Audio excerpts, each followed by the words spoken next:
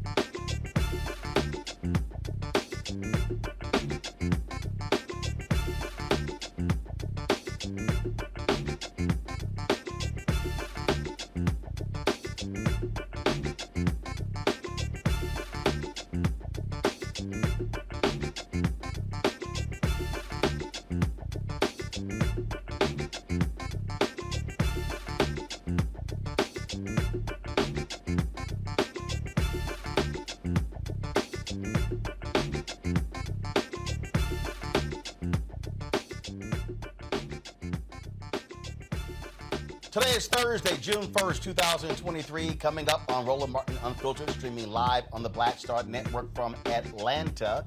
The Supreme Court came down with several decisions. One of them has an impact on labor. We'll talk with the Nation Justice Correspondent Elie Mystal about the Supreme Court decisions and what they mean, and also get his take on what is coming down next when they likely are going to get rid of affirmative action. Also on today's show, Exavier Pope, you've often seen him on the show as a panelist. Boy, he caused quite a stir on social media when he tweeted about a Uber driver asking him to send him gas money to deliver his food. And Exavier like, hell no. Well, a lot of folks got upset with him. We'll talk to him about how that one tweet has actually gone viral. Also on today's show, a Georgia County Sheriff's Office faces more allegations of employees assaulting inmates. We'll tell you about what's happening in Camden County. Also, at today's convening of the Southern Justice Coalition, a variety of grassroots organizations participating with the National Coalition on Black Civic Participation. Reverend Dr. Bernice King spoke to the group, and so we'll show you some of what she had to say as well. Plus, we'll remember actor John Beasley, who passed away at the age of 79. It is time to bring the funk on Roland Martin Unfiltered on the Black Star Network. Let's go. He's got it. Whatever the miss, he's on it. Whatever it is, he's got the scoop, the fact, the find. And when it breaks, he's right on time and it's rolling. Best believe he's knowing. Putting it down from sports to news to politics. With entertainment just for kicks, he's rolling. It's on go, y'all. It's Roland Martin, yeah.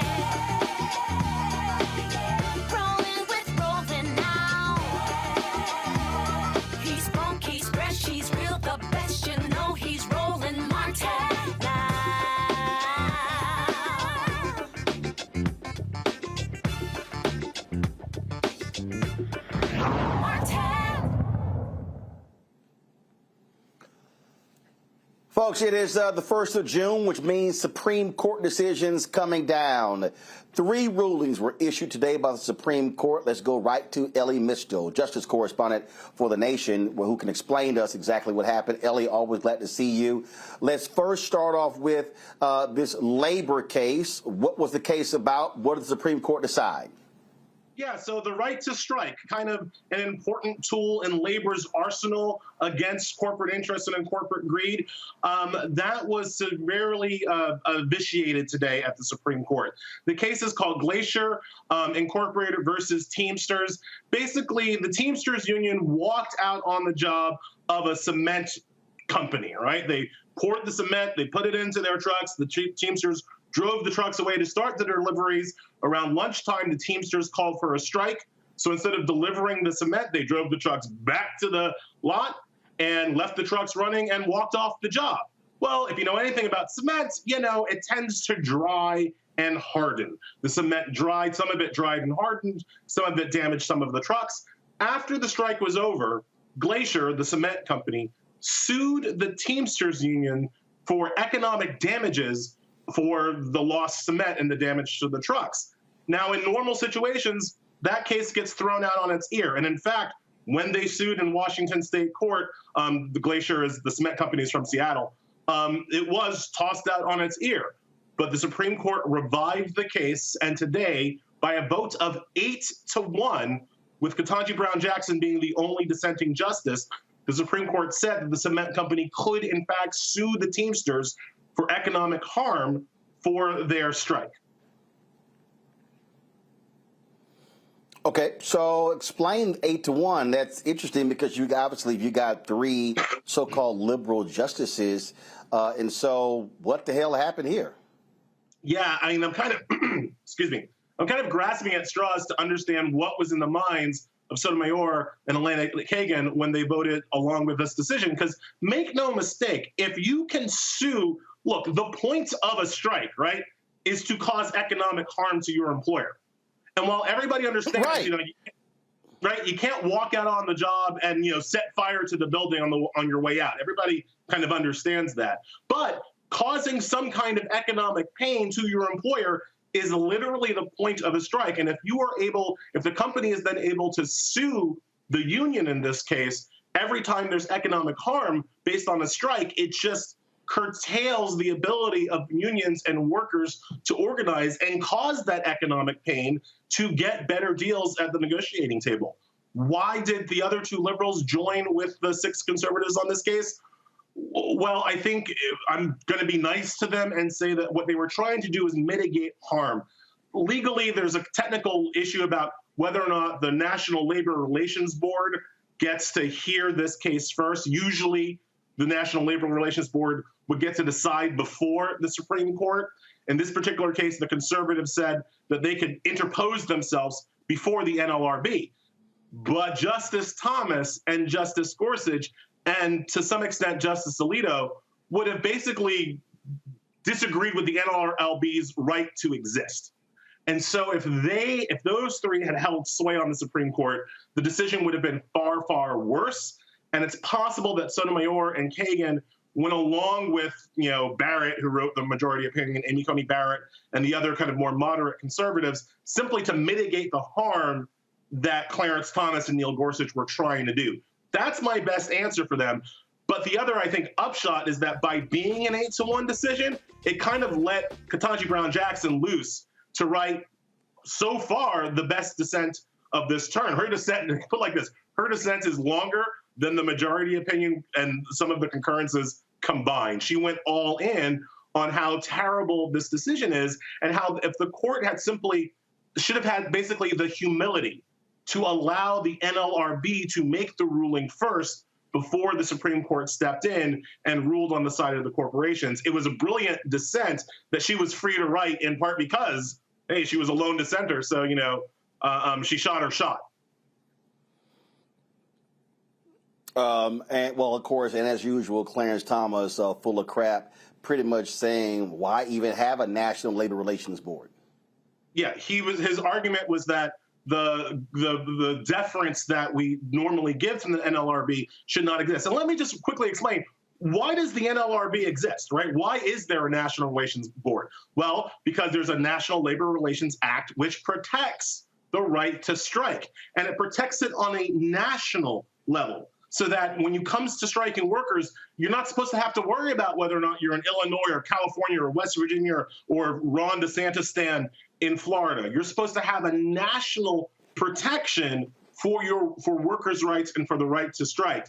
And that is the heart of what this decision goes at. It takes away, and Thomas would have completely taken it away, Barrett severely weakens that national protection for the right to strike, and instead leaves it up to state by state by state to determine kind of which damages are going to apply. And you can imagine how hard this is going to be going forward for labor organizers. You can imagine, I don't know, writers striking in California.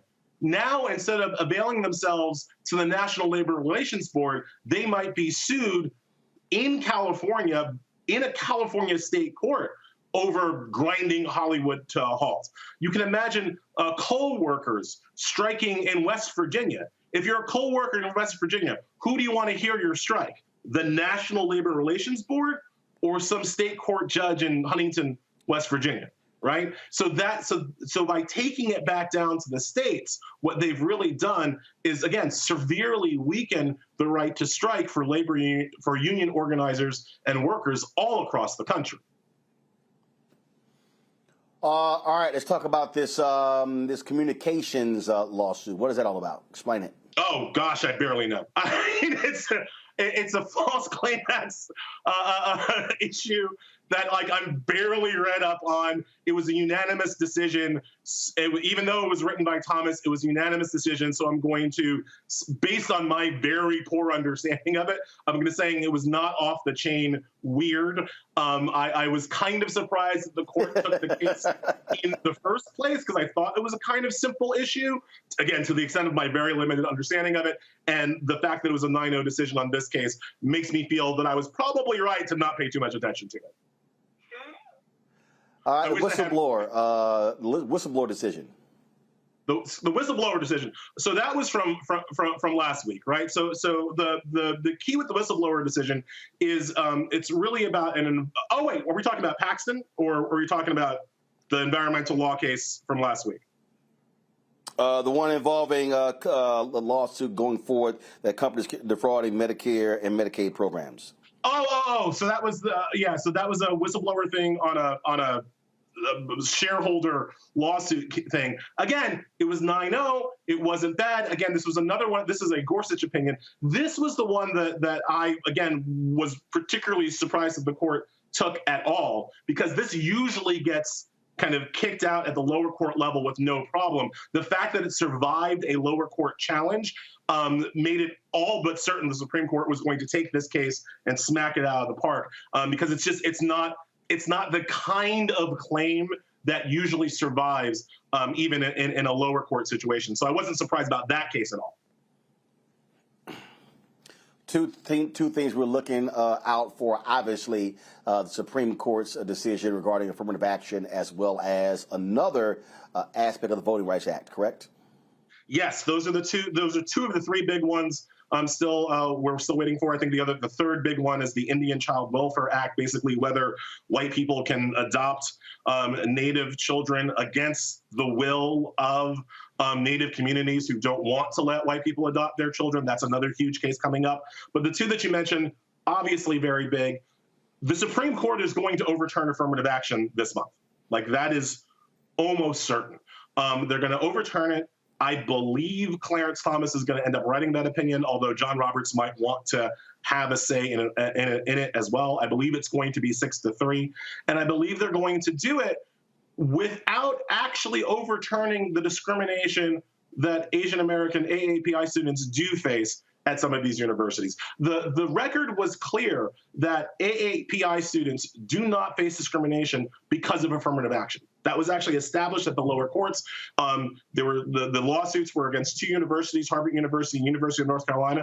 And the University of North Carolina situation, they found that Asian American students were actually more likely to get into school than black students. So the argument that Affirmative action was taking their spots, simply failed its first contact with reality in North Carolina. In Harvard, they did find that there was a metric that Harvard was using that was potentially discriminatory against Asian American students. It has nothing to do with affirmative action. It's this other metric that I believe Harvard University shouldn't use when putting together its class. What's going to happen this month is that the Supreme Court is going to overturn affirmative action, saying that it's discriminatory against Asian American students, but leave this metric in place that is actually discriminatory against AAPI students. That is the depth and the level of the hypocrisy that comes out of the Supreme Court, and Clarence Thomas in particular. On the voting rights case, I do believe it is very likely that the Supreme Court will vitiate Section 2 of the Voting Rights Act. That's the section of the Voting Rights Act that just allows you to sue for racial discrimination in voting. It's the kind of basic operational factor of the Voting Rights Act. I believe that's going down this term. This month, I believe John Roberts will write that. If you look at the kind of tea leaves of who's written what case from when, it looks like Roberts has kept that case to himself. And for all the people, all the media people, especially all the generally kind of mainstream media people, especially, who tend to act like Roberts is some kind of moderate good guy influence on the Supreme Court, make no mistake, John Roberts has been an enemy of Black people voting for his entire legal career. Indeed, his first job after he finished clerking was to work for the Reagan White House, arguing against an expansion to the Voting Rights Act that was eventually pushed through, that was conceived of by the late Lonnie Guinier, that was so popular that even Ronald Reagan had to sign that expansion of the Voting Rights Act. The Voting Rights Act was confirmed under George W. Bush by a voice vote. These are bedrock American principles that even Republicans agree with, but not John Roberts. John Roberts has been our enemy on voting rights for his entire life, and he's going to continue to be our enemy this month. Last point here, Elie, and that is this here. I spend lots of time trying to connect the dots and explain to people public policy, how these things work, and why these things matter. And you got some people out here, you got some Black folks out here who say, well, you know, I don't see what the big deal is. It was performative with Biden appointing a Black woman to the Supreme Court. Ketanji Brown Jackson is no big deal. I'm trying to explain to people how one federal judge could make a ruling that literally goes out across the entire country. And so just take 60 seconds and explain to the simple Simons out there who don't quite understand the impact of when it comes to who's the president, who controls the Senate, and how who they pick to be federal judges for life can have a direct impact on the life of Black folks. If there's anything you care about in terms of the Black agenda, whether or not that be voting rights, whether or not that be climate equality and justice and fairness, whether or not that be gun reform, gun safety, police brutality, police reform, all of it ends up in front of the Supreme Court, all of it. And so if you let Republicans control the Supreme Court, as they do now, what you're saying is that you're giving Republicans a veto on the other two branches of government. There's not a law you can pass that the Supreme Court cannot overturn if it deems fit. So all the activism and effort and push around things that matter to our communities, whether they be jobs, whether they be voting rights, whatever you want to say, all of that is subject to the whims of 5 Supreme Court justices. And right now, Republicans have 6.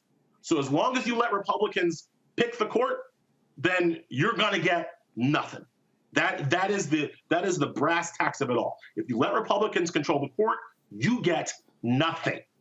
And I just need people to understand that. Need people to understand the importance of even one extra justice. Look at today, where Ketanji Brown Jackson, first Black woman on the court, appointed by Joe Biden, was the only voice today defending labor, defending the rights of unions to strike. That's how important even one justice can be, because even though she lost, she has laid now the groundwork for what one would hope will eventually be overturning this terrible decision today by her argument, by her scholarship, and by her fire, even today as she stood alone on the Supreme Court. Elie Mystal, Justice Correspondent for The Nation. We appreciate it, man. Thanks a lot. Thanks a lot for having me. All right, folks, got to go to a break. We come back. We'll talk with our panel. Also cover other news of the day. You're watching Roland Martin Unfiltered on the Black Star Network. Be sure to support us. Download the Black Star Network app, Apple phone, Android phone, Apple TV, Android TV, Roku, Amazon Fire TV, Xbox One, Samsung Smart TV. Also support us by joining my Bring the Funk fan club. Your dollars make it possible for us to do what we do. Send your check and money orders to P.O. Box 57196, Washington, D.C., 20037-0196. Cash App, $RM Unfiltered. PayPal, R Martin Unfiltered. Venmo is RM Unfiltered. Zelle, Roland at RolandSMartin.com. Roland at RolandMartinUnfiltered.com. We'll be right back. Hatred on the streets, a horrific scene, a white nationalist rally that descended into deadly violence. White people are losing their damn minds. As an angry pro-Trump mob storms the U.S. Capitol, we've seen shooting. We're about to see the rise of what I call white minority resistance. We have seen white folks in this country who simply cannot tolerate black folks voting. I think what we're seeing is the inevitable result of violent denial. This is part of American history. Every time that people of color have made progress, whether real or symbolic, there has been what Carol Anderson at Emory University calls white rage as a backlash. This is the rise of the Proud Boys and the Boogaloo Boys. America, there's going to be more of this. Here's all the Proud Boys, guys. This country is getting increasingly racist in its behaviors and its attitudes because of the fear of white people. The fear that they're taking our jobs, they're taking our resources, they're taking our women. This is white fear.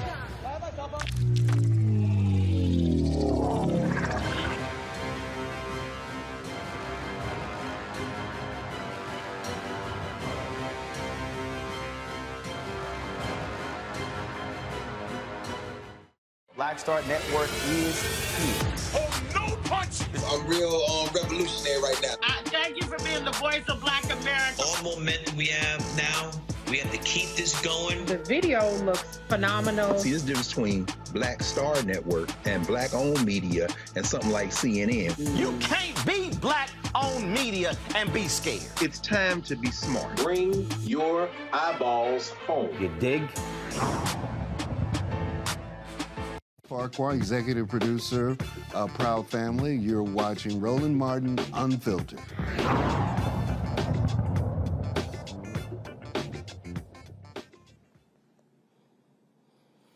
All right, folks, welcome back to the show. Let's bring in my panel here. Glad to have them on today's show. Welcome back. He was out last week, but glad to have Dr. Greg Carr back in the joint. Of course, Department of Afro-American Studies at Howard University. Greg, glad to see you here. Also, folks, on today's show, of course, I'm sure you got a lot to say about the Supreme Court. Of course, she's been, just out and about and hanging out with Beyonce over in Paris and just, traveling the world. Give it up for Reese Colbert, host of the Reese Colbert Show out of Washington, D.C. Glad to have Reese with us. You got her parents stand, Dr. Juliana Malvo, Dean, College of Ethnic Studies, California State University, Los Angeles. Glad to have all three of you here. Greg, I'll start with you, Ohio State law school graduate, teaching law class there at Howard University Law School. I want to really stay on the importance of these courts because, I've been here in Atlanta last couple of days, National Coalition on Black Civic Participation. They've been having their Southern Conference tied to the Tommy Dortch Institute that they opened at Clark Atlanta University. And what people need to understand, and we've been talking about these elections, what is happening right now is probably the greatest or the gravest moment for African Americans in terms of a legal system targeting black people since racists tried to stop Jim Crow, tried to stop Brown versus Board of Education in 1954. the legal fights, the NAACP, Legal Defense Fund, and the Lawyers Committee for Civil Rights Under Law, the Transformative Justice Coalition, and all of these legal groups, the fight that they are engaged in is literally hand-to-hand combat. Absolutely. Absolutely. It's intellectual warfare. The extreme right wings, as you heard Elie say, Clarence Thomas in particular, don't believe the administrative state should exist. Last year, they eviscerated the Environmental Protection Agency, if you remember, in the West Virginia versus EPA course, saying that the EPA doesn't have much right to regulate emissions. If you remember, also in terms of unions, they've been going after unions for a very long time. This is their swing and swipe at, as Elie said, the National Labor Relations Board. A couple of years ago, 2018, they, in the California case with the California Teachers Association, the AFSCME case, they said that if you work at an employer, you don't have a responsibility, or you're not obligated to pay union dues. So they've been doing this little by little. This current term, and we've covered all of this when they argued the cases last year on the Black Table with Angie Porter and Lethe Watkins. We went through all these oral arguments. He mentioned he didn't, the independent state legislature case, which they might back off on now that they got this traitor out of Raleigh to flip her vote and move from Democrat to Republican in North Carolina. But that one is really perhaps the most potentially absurd case on the docket. If they were to say, for example, that the state legislatures can insert themselves in federal elections without any supervision by any Supreme Court, state or federal, you're talking about the end of the republic as in terms of a legal check and balance system, which is fine with me. I mean, this thing's going to have to be remade. I really do think that. Finally, the First Amendment case, the creative, the Atlantis case out of where the website person is like, I don't know if I want to design websites for gay people. I mean, that First Amendment case is very serious. And of course, as Elie said, the SFFA versus Harvard versus North Carolina, they're going to get rid of affirmative action. It really doesn't bother me as much because I've always worked in black spaces. So, you know, our applications will probably go up. But the bottom line is this. When you see Ketanji Brown Jackson write as she wrote today, what you're seeing, as Elie said, is someone who's putting a marker down for the future. And so where we are now is we can't take any more losses if we're serious about the question of rule of law. They're very comfortable now. And we're seeing the face that this is a 50-year project that they've reached culmination. And we're about to see in the next month, what we're about to see in the next month is going to make what happened over the last 30, 40 years look like a throat clearing. Julian, one of the things, we talked about this on the panel yesterday here in Atlanta, and we were always just talking about connecting the dots. And look, talking about the courts, that's not sexy. But people really need to understand. People need to understand there is not a single, if you think about any law that is passed on the city level, the county level, the state level, federal level, because we got 3 branches, folks can sue and stop things from happening, and then it goes to these courts. And if you've got a lot of these conservative judges ruling, hard-fought battles on the city, county, state, national level can be eroded if the courts rule a different way. And people need to understand that it's the very people who we vote for who are the ones who are appointing or confirming, especially federal judges. We also have state judicial elections. We just saw the Wisconsin court flip, if you will. North Carolina, Democrats could have had a 6-1 majority. It became 4-3 in 2018. 2022, it flipped. Now it's 4-3 Republican. And those Republicans were so political. They were so activist, if you will. I'm using the same words the rights use. That the so-called Democratic Supreme Court of North Carolina made a decision a few months ago. The Republicans, the moment they got control, reversed the decision from just a few months ago. And so people need, and so that's going to impact black folks when it comes to voting, when it comes to political gerrymandering, racial gerrymandering. We can go on and on and on. And so I just need people who are looking at elections need to understand we can't have 1 million black people in Florida sitting out elections. You can't have almost 400,000 in South Carolina. We can't have, several 100,000 in Louisiana and North Carolina, and we can go on and on and on, because the other folks, they are going to the polls because they know about the power of the courts. You know, Roland, I think I've told this story on the show a couple of other times about a young sister who approached me at the Democratic Convention in 2016 and said to me she could not vote for Hillary because she did not like her. And she went on to say a bunch of other stuff. And so she said she just wasn't going to vote at all. 2 years later, she called me. She had been a Bennett student and said, Doc, what are we going to do about our abortion rights after that man appointed Gorsuch? And I said to her, you know, I'm over 60. I don't have abortion rights. You should have thought about that when you chose not to vote. So many folks don't get it. You don't have to like the candidate. You have to look at what the implication of the candidate's presence is. You know, Greg is right to talk about the unions. A black man in a union earns a third more than a black man who is not in a union. A black woman in a union earns 25% more than a black woman who is not in a union. Unions are about people not having individual voices. Everybody can't go to their employer, you know, like some of us can, and say, I want more money. The collective bargaining agreement basically preserves economic rights. And so folks have been very short-sighted about looking at what they get from voting. Meanwhile, as you just said, any decision that's made at any level can be approached to or basically challenged in the Supreme Court. So even when you have good Democrats in municipal government, in city government, those decisions can be challenged. And what we've had is a massive indifference. The people in Florida who stay home, in Texas who stay home, you stay home. And now they're saying you cannot have diversity offices on state-funded universities. The affirmative action thing, I mean, we've been fighting this at higher ed for a very long time. And blessings to Brother Carr, who does work in a black space, but everybody doesn't. In Texas, they're not going to have that. And that what does that mean in terms of the black and brown presence in higher education, not only as students, but more importantly, as faculty and administrators who have the right to make discretionary decisions. So anybody who does not vote, don't talk to me.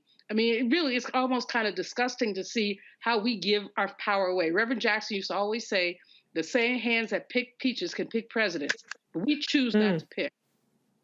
That's right. You know, it really is an important thing, Reese, and you know, I get these folks and they love playing their games. Oh, you trying to be on the Democratic plantation. They ain't never done nothing for us. And they start going all that sort of stuff. And I will happily sit down and go, conservative judges, liberal judges. Now, let's have a conversation on what they rule on. Like, if you want to have that conversation, we can do that. That's not a problem. And so when I hear the people say, Biden ain't done nothing for black people, look at the black farmers. Okay, what happened? It was passed by Congress. It was signed into law by Biden. White supremacist Stephen Miller and others, they sued. Guess who's going to hear the federal lawsuit? Federal judges. And it's likely going to go to the Supreme Court. So for all the people, again, who say, man, that voting stuff don't matter, okay, and I'll take the folks talk about reparations. That money you could, if you have money that for those black farmers, that was to repair. What happened? They sued. The courts are going to hear any lawsuit. So you can't say, I want to see public policy. I want to see Biden do all this for black people. And guess what? They sued student loans. That right now is before the Supreme Court as well. So, again, take your pick. Take your pick. Black farmers, student loans, environmental decisions. We could go on and on and on. It's going before the Supreme Court. But feel free to sit at home and don't vote and then wonder why the Supreme Court rules the way they do, why a federal judge rules the way they do. And I would like to point out that not only are they overturning things that are for black people, but those specific things like the farmers relief, like the student loan relief, it was implied that Black people benefit. All they have to do is make the case that Black people will benefit disproportionately to get it overturned by these conservative judges. And so this whole notion that you're supposed to see stuff black, black, black, black, black in neon letters, when even using the words underserved or other euphemisms for Black have resulted in those relief packages or those bills being overturned, is kind of just dumb. And I'm really kind of sick of explaining this basic shit to y'all over and over and over again, when the other side, which I don't think the other side is smarter. Republicans are not smarter. A lot of these backwoods MAGA people ain't got two marbles to rub together in their brains, okay, to make an informed decision. And yet they somehow get, and it's clicking to them, the importance of courts when it's not clicking to everybody else. And that's what is mind-blowing to me, how these inbred dumbasses have figured out where the power is, and yet we have to beg and plead every time, every 2 years, every year, every 4 years for us to vote for our survival. This was exactly what we said was going to happen in 2020. When we said that, hey, Trump has appointed all of these judges, this has remade the courts for a generation. With that being said, where there is still some semblance of relief is at the state level, is at the local level, to the extent where you don't have a Republican majority, like in Texas, that's going to now usurp Democratic control in places like Houston, or in Mississippi where they usurp Democratic control in Jackson. We don't have national citizenship in this country anymore. That was done as soon as Roe v. Wade was overturned. Your rights depend on where you are located in this country and what kind of government you have voted for locally, all right? But that still does not absolve you of your responsibility to send the right people to Congress, and you just do the math on who's supporting what, to Congress to at least act as a check on the Supreme Court. Because even though the Supreme Court can overturn things, the Congress can still put in new laws and put in new protections. But we haven't been able to get that done because we have not had the majority that we needed in the Senate and in the House at the same time. Roland, I should mention I'll end it with this. Greg, go ahead. While you're there in Atlanta, remember you talked about this last week. Nancy Abudu just got appointed to the 11th Circuit Court of Appeals, even though Joe Manchin didn't vote for her. How's this the first Black woman on the Court of Appeals, the 11th Circuit, which is over Georgia and Alabama? So while you're sitting there in Atlanta, Nancy Abudu, who worked at the Southern Poverty Law Center there in Atlanta, is now on the court. Like you say, elections don't matter? Come on now. That is the court that covers Georgia and Alabama. Mm-hmm. And yet they can still grant absolutely. And they can still be appealed. People can still go to the Supreme Court. So even though we have progressive state courts, we still have a Supreme Court that, quite frankly, is anti-Black, anti-progressive, anti-economic rights, and that's not going to change anytime soon. It's disturbing, but it's where it is. I love the fact that this sister is there, but decision she makes can still be appealed. Well, again, we're going to walk folks through so they can understand why all these elections matter. Hold tight 1 second, folks. We come back. We're going to talk about this county in Georgia that continues to have allegations of brutal treatment of inmates. You're watching Roland Martin Unfiltered right here on the Black Star Network, live from Atlanta.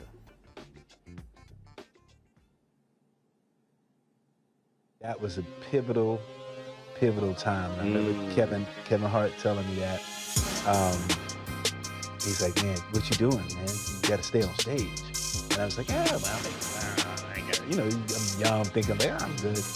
And he was absolutely right. What show was the other time? This was one-on-one. Got it. During that time. So you're doing one-on-one, going great. Yeah. You making money. You like.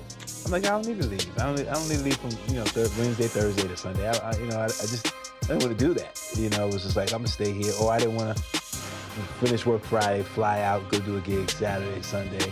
I was like, I don't have to do that. And I lost a little bit of that hunger that I had in New York. I would hit all the clubs, run around. Sometimes me and Chappelle, or me and this one or that one, we'd go to the Comedy Cellar at 1 a.m. And that was our life. We loved it. You do 2 shows in Manhattan, go to Brooklyn, leave Brooklyn, go to Queens, go to Jersey. And I got complacent. I was like, I got this money, I'm good. I don't need to go chase that, because that money wasn't at the same level that I was making, but what I was missing was that training. Yes. Was that. And it wasn't the money. It was the money. It was that That's what I needed.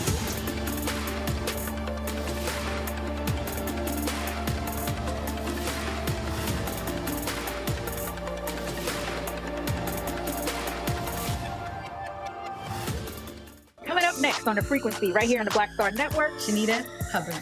We're talking about the ride or die chick. We're breaking it down. The stereotype of the strong Black woman. Some of us are operating with it as if it's a badge of honor. Like, you even hear Black women like aspiring to be this ride or die chick, aspiring to be this strong Black woman, so at their own expense. Next on The Frequency, right here on the Black Star Network.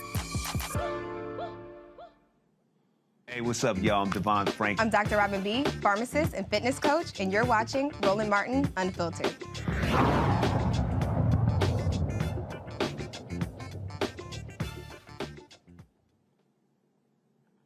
All right, folks, one of the stories that we have covered a lot, it really has been dealing with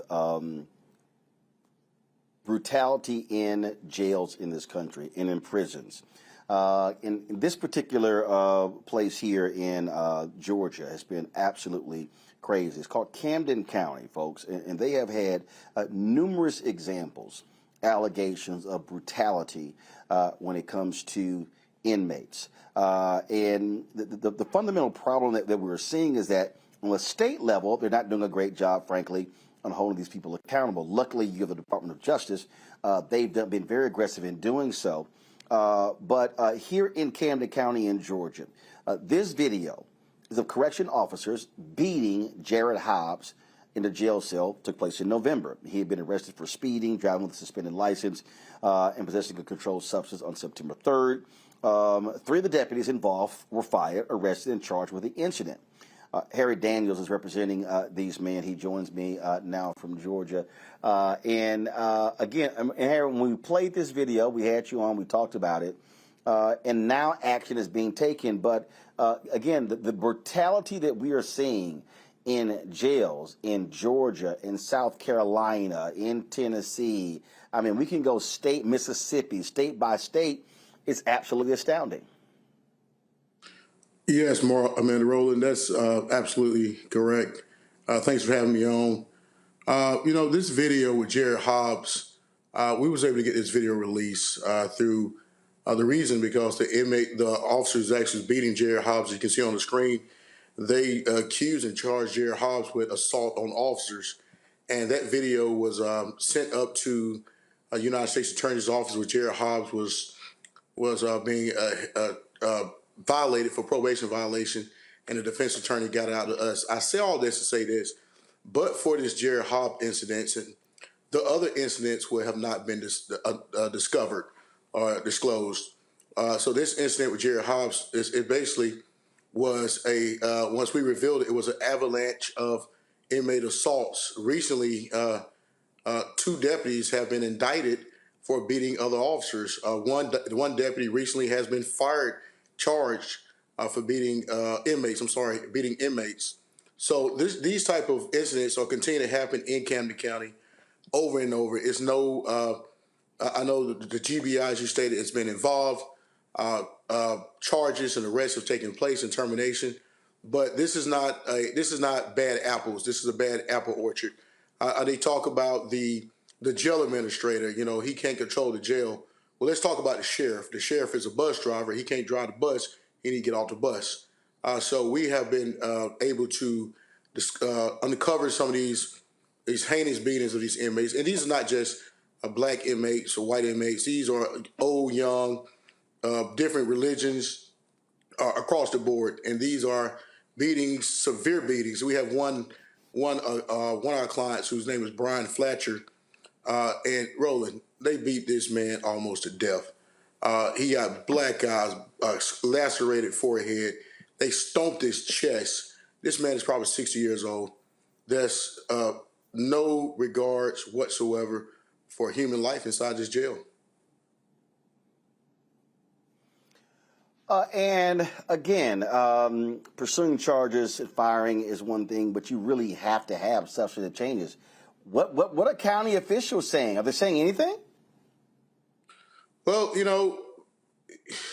They're not really saying anything. The district attorney, and it's the same DA that prosecuted the killers of Ahmaud Arbery, and this same sheriff, he carries the atmosphere and carries the position of when his inmates, when the officers are engaged in some type of misconduct, he give them 1-day suspension and bring them back on the job. But once the videos come out, the district attorney invokes the Georgia GBI coming and investigate him, and these people charged with felonies. So his job is supposed to stop criminal activity, and he's allowed criminals to be in his agency, in his office. So I don't really think that the sheriff, one, he's complicit, and he can't, I ain't gonna say control. He's definitely not doing anything to remedy the situation. That's why the Department of Justice had to be called in.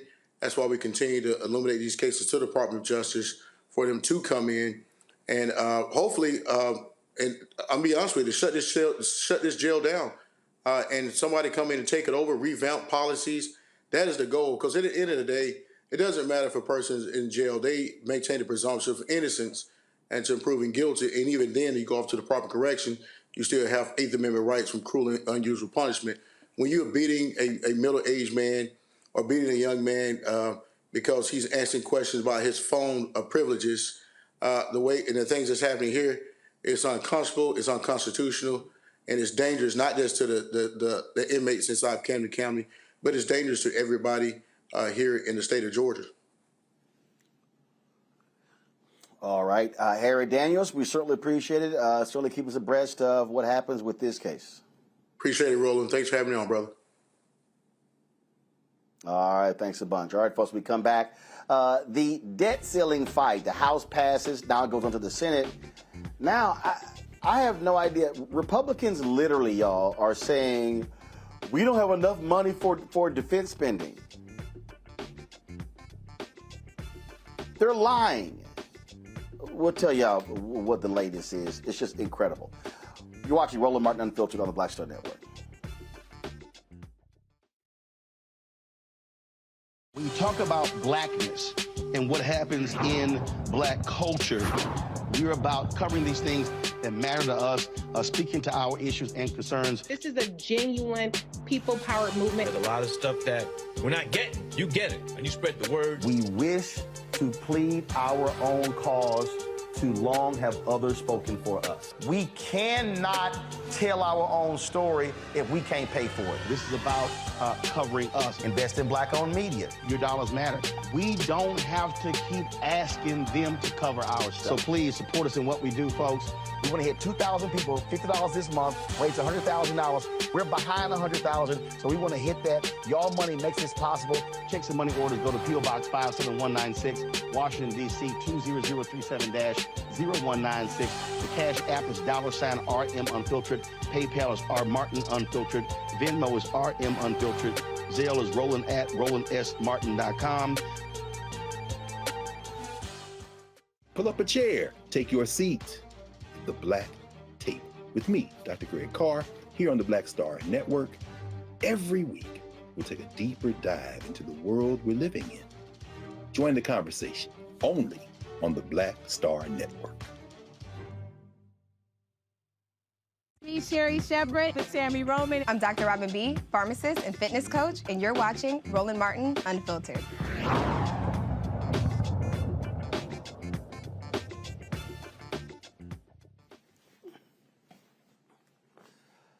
Well, folks, the House, they, of course, moved on the debt ceiling after they were able to get Democrats to pretty much vote for it. Republicans were voting against it. But it has, again, it has passed the House, now moves on to the United States Senate. Okay, now here's the problem. Now you have all of these, you got these Republicans who are whining and complaining and saying that, oh, this is an awful deal, it's bad. It's hurting us. It's helping China. I mean, I'm listening to some of the most stupid stuff you've ever seen. Now, of course, you got Minority Leader Chuck Schumer, Minority Leader Mitch McConnell and Majority Leader Chuck Schumer saying now it's time for the Senate to step up and do their part to ensure the United States does not default. Time is a luxury the Senate does not have if we want to prevent default. June 5th is less than 4 days away. At this point, any needless delay or any last-minute holdups would be an unnecessary and even dangerous risk. And any change to this bill that forces us to send it back to the House would be entirely unacceptable. It would almost guarantee default. So again, the Senate will stay in session until we send a bill avoiding default to the President's desk, and we will keep working until the job is done. Last night, an overwhelming majority of our House colleagues voted to pass the agreement Speaker McCarthy reached with President Biden. In doing so, they took an urgent and important step in the right direction for the health of our economy and the future of our country. The Fiscal Responsibility Act avoids the catastrophic consequences of a default on our nation's debt. And just as importantly, it makes the most serious headway in years toward curbing Washington Democrats' reckless spending addiction. The bill that House just passed has the potential to cut federal spending by $1.5 trillion. Now the Senate has a chance to make that important progress a reality. So now you have Senator Lindsey Graham, Senator Susan Collins, and others saying, Reese, that, oh, this is going to just destroy the military. I mean, we've got to have more spending for the military. Now, mind you, the debt limit deal increases the Pentagon's budget by 3%. The Pentagon would be getting $886 billion, an all-time high. Right. But let me help some people out. Today is June 1st, y'all. Today is June 1st. Just 7 months ago, not 7 years, just 7 months ago, the House and Senate negotiators added $45 billion to the budget. Right. It's $847 billion. They added $45 billion more than what Biden was asking for. And Reese, here we are 7 months later, and they're saying, oh my God, we gotta have more. And here's the crazy thing. People, check this out. U.S. defense spending has increased by $71 billion from 2021 to 2022. I mean, damn, Reese, really? More? We are nearing $900 billion for defense, and these people swear it's never enough. Yeah, it's complete bullshit, and I'm really actually sick of the posturing around it. I mean, for Christ's sakes, like you just pointed out, they have given more defense spending than even what President Biden has put in his budget every year. So they're just trying to do whatever they can to try to make this as painful as possible for the Democrats. These are the same Republicans that actually voted against Republican benefits for, benefits for veterans until Jon Stewart shamed the hell out of them, and that went viral. And so they're not really concerned about military preparedness. They're not concerned about veterans. There's nothing more than posturing. And the reality is this is a Republican deal. This is the only deal that can make it through the Republican-controlled House. And unfortunately, Speaker McCarthy is so weak and feckless that he isn't able to get a majority of his crazy-ass Republicans to vote. So they had to put in a deal that could get some Democratic votes as well. And so the fact that Republicans are throwing such a big stink over a McCarthy-led deal is really ridiculous. And it just goes to show how accustomed Republicans have been to being unserious about governing. And then the other thing I just want to say is for anybody who is not satisfied with the deal, this is what you get when you let the Republicans take control of the House. We had an opportunity to really make transformative change with not at least having to deal with punk-ass Manchin and then Sinema, who has Ruben Gallego on her ass guess, would have been a little bit more inclined to play ball with Democrats, having at least an extra vote on the Democratic side in the Senate. And if we had Hakeem Jeffries as the speaker, we would be looking at a very different conversation here. We would be looking at the child tax credit. We would be looking at student loan debt being extended as opposed to being ended. But we didn't do that. We didn't do what we needed to do in 2022. And so the Republicans are in charge of the House. This is as good as it's going to get for everybody involved. That's right. You know what? I really hate just stuck on stupid people. Julian, somebody called The Dissent on our YouTube channel just said, Roland, I hate that you argue this point. Stop it. They are why you sleep safely at night and why people are walking for days to get here. That's bullshit. Here's why, Julian. We spend more on national defense than the next 10 countries behind us combined. You know, Roland, stuck on stupid is a very nice way of saying GD ignorant, because that's what we're dealing with here. I mean, when we think about it, the military didn't even want the extra money. I mean, they said, we're going to give you some more money 7 months ago. Military's like, well, gee, what we going to do with it?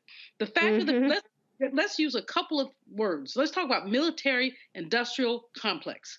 One, let's talk about predatory capitalism. You know, it's my favorite word. Two, why do we need to talk about predatory capitalism? Because if you did an audit of the military, the question is, who gains from this $900 billion behemoth called the military?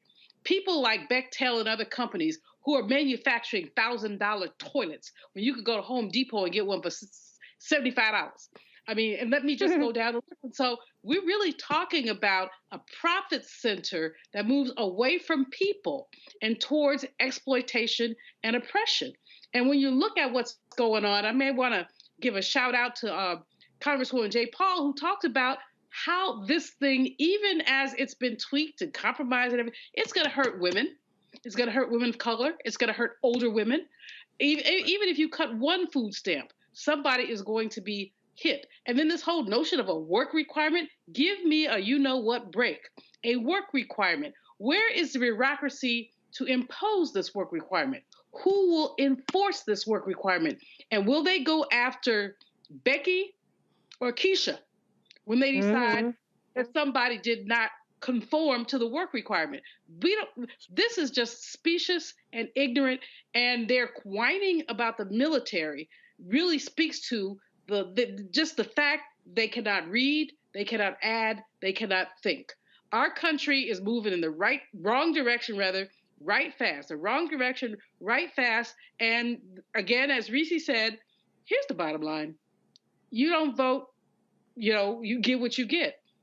Voting has consequences. Actions have consequences. The consequences that we're experiencing are the consequences of people not coming out in 2022. We knew these people were going to do what they said they were going to do. They said what they were going to do. This is that mystery.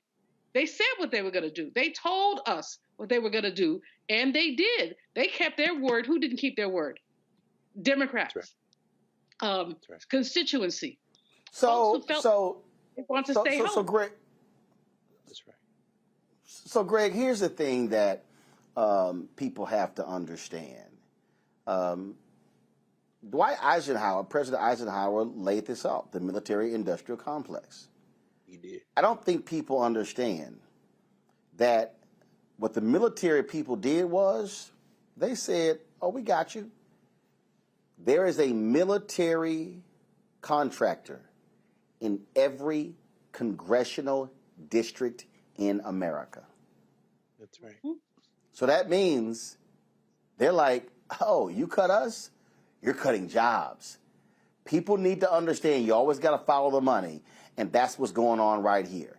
There is no reason in the world the Pentagon should be getting more money out of this debt ceiling agreement. You cannot tell me you got an extra $45 billion. So you went from $802 billion to $847 billion 7 months ago, and now you need to go to $886 billion. Come on, man, come on. Roland, y'all were having that conversation last night when you were talking about the Halliburtons of the world, the Blackwaters of the world. The Pentagon's not getting that money. Companies are getting that money. And what Reese said is so very important. You know, what Risha said is so very important. When you don't vote, this is what you get. You know, watching the vote yesterday and Leader Jeffries sitting there until the last possible moment to see whether this feckless clown out of California could get his nut caucus, his Klan caucus, some people call it the Free Caucus, the Klan caucus to vote. And as cool as the other side of the pillow, he waited until he needed to put his green card up, and that released the Democrats to come in and vote. And it also overwhelmed in terms of numbers so that the Summer Lees and the Jared Pauls and others and the Ayanna Presleys could stand for the people who are the most vulnerable. What Dr. Malveaux, what you just said, of course, and Julianne Malveau's been writing about this for years. The most vulnerable are the ones who are in harm's way. Food stamp work requirements? What are you talking about? Black women, brown men, and not just the most vulnerable, black and brown people, and not just black and brown people. You're talking about women. You're talking about children. This is the challenge. But of course, they could still vote their principles, as will Bernie Sanders on the Senate side. He's not going to vote for it, nor should he, because they have the votes. Finally, unless, to the point that, again, Dr. Malveaux just raised, these predatory capitalists who have whispered into the ears of their wholly owned subsidiaries, Little Lynn Graham out of South Carolina, Wicker out of Mississippi, wholly owned subsidiaries of defense who are saying, we're awake against China. Let me tell you something. Jamie Dimon was in China yesterday talking about how we're going to prop up the Chinese economy, because if you don't understand that this is a global network of capitalism, you don't understand anything. This ain't got nothing to do with politics. And as you said, Roland, it's all about these lobbyists and these companies who own the United States Senate. Tim Kaine, who don't be arguing about nothing, he was like, what the Y'all let Joe Manchin building a $6 billion pipeline that goes through my state. You didn't call me. Joe Manchin votes with the Democrats about 70% of the time. One of the times he didn't vote is when Nancy Abudu was up for the appeals court, by the way. But is 70% better than 100% against, which will happen if Jim Justice gets that seat from him? Yes. This is a messy, funky-ass business. Reason I don't know how you get up in this thing, but I'm glad that you're up in it, because we have to understand that when it gets up close like that, it's funky. This ain't a popularity contest. And unless we all go out and exercise our franchise, it's going to get worse. So don't complain when you come out of the deal with at least your drawers on. I know you wanted a suit. I know you wanted a dress, but you got on some drawers. Why? Because you could have been butt-ass naked. And if they win a few more elections, you ain't even going to be naked. You're going to be out the game completely. If you don't preach. Well, I appreciate people who are in Congress who have the guts to say enough is enough. We don't need to give the Defense Department more money. I mean, folks, this is just utterly ridiculous. It is. And look, I get strong defense, but my God, I mean, you can't sit here and go from 802 to 847 to 886 and still yell, oh my God, it's not enough. That's ridiculous. All right, y'all. Gotta go to the break. We come back. Bernice King speaks to the National Black Coalition of Civic Participation today. Also, y'all, our man, lawyer Exavier Pope, you've seen him on our show. Ooh, Lord, he done got these folks stirred up on social media because he objected to an Uber driver texting him, say, can you cash app me some gas money to drop off your food? We're going to talk to him right here on Roland Martin Unfiltered on the Black Star Network. On the next A Balanced Life with me, Dr. Jackie, how big a role does fear play in your life? Your relationship to it and how to deal with it can be the difference between living a healthy life, a balanced life, or a miserable one. Whenever the power of fear comes along, you need to put yourself in that holding pattern and breathe, examine, find out if there's something that your survival instinct requires you to either fight or take flight. Facing your fears and making them work for you instead of against you. That's all next on A Balanced Life on Black Star Network. I'm Deborah Owens, America's Wealth Coach, and my new show, Get Wealthy, focuses on the things that your financial advisor and bank isn't telling you, but you absolutely need to know. So watch Get Wealthy on the Black Star Network.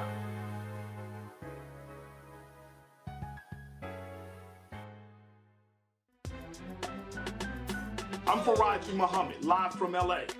And this is The Culture. The Culture is a two-way conversation. You and me. We talk about the stories, politics, the good, the bad, and the downright ugly. So join our community every day at 3 p.m. Eastern and let your voice be heard. Hey, we're all in this together. So let's talk about it and see what kind of trouble we can get into. It's The Culture, weekdays at 3, only on the Black Star Network. Hello, we're the Critter Fixers. I'm Dr. Bernard Hodges. And I'm Dr. Terrence Ferguson. And you're tuned in to Roland Martin Unfiltered.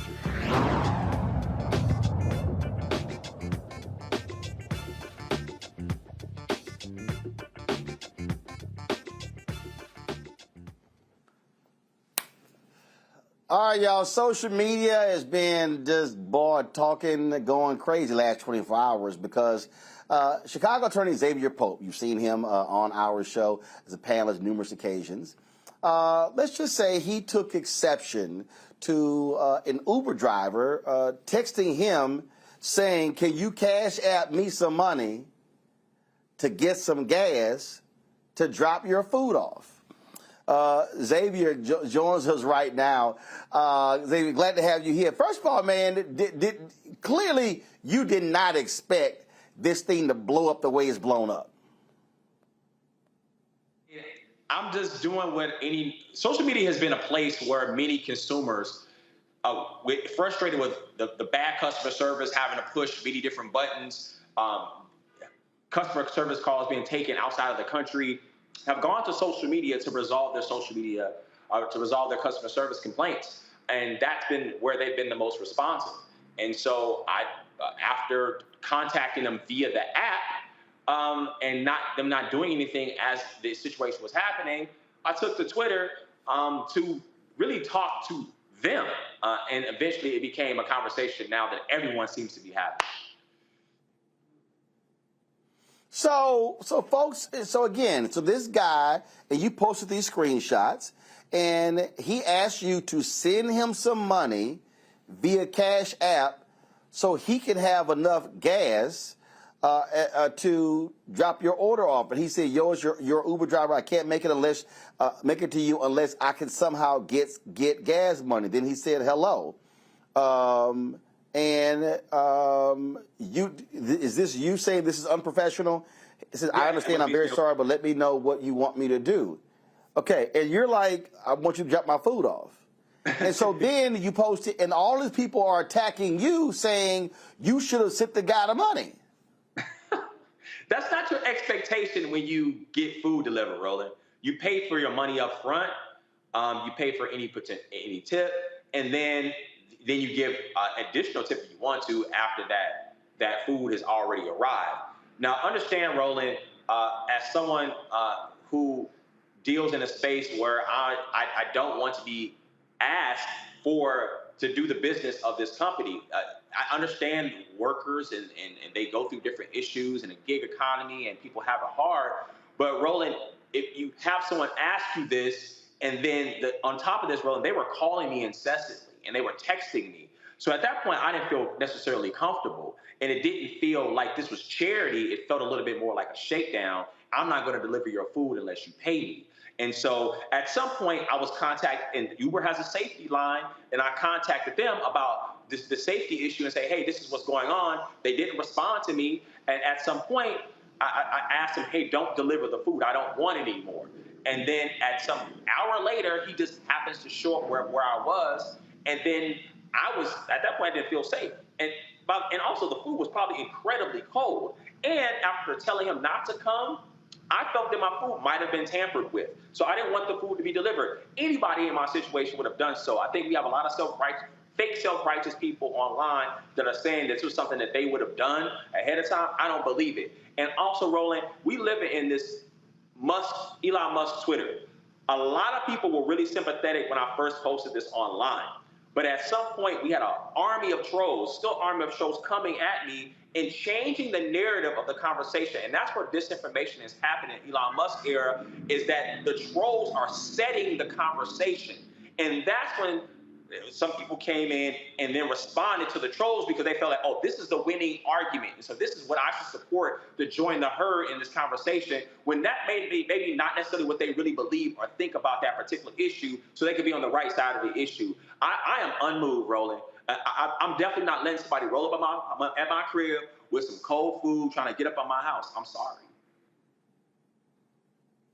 Well, and look, I mean, here's a perfect example. And again, I know somebody might say, Roller, you can't compare the two, but look, we've done shoots, we've done events, we've done custom content for folks like Coca-Cola and General Motors, and guess what? We did some stuff for General Motors in November and December.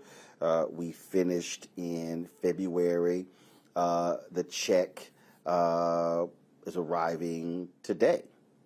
There's some other people, because there's some other clients, they pay 90-day term. Look, I have a business.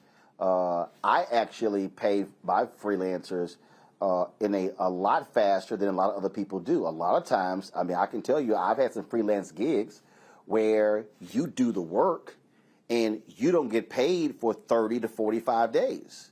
And so you've had people attacking you, saying, or you're wrong because you don't understand how Uber pays these people. And a lot of people don't have the money to pay.